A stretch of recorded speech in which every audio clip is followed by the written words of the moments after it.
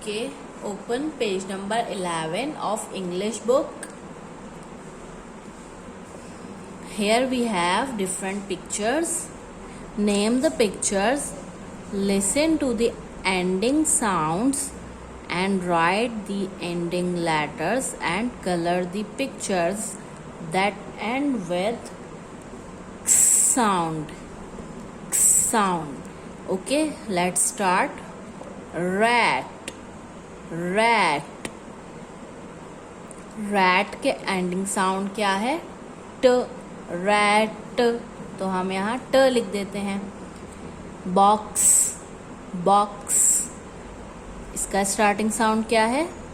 क्स, यानी x, x का sound होता है क्स।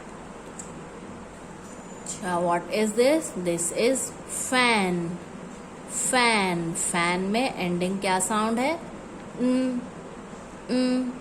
यहाँ हम एन लिख देंगे। And what is this? Fox, fox, इसका एंडिंग साउंड क्या है? क्स, यानी letter X. And what is this? Ox, ox, इसके एंड में भी क्स साउंड है, एक्स लिख देंगे। And what is this? Jug, jug, ग, तो ग साउंड कौन से लेटर का होता है? जी का, यहाँ हम जी लिख देंगे।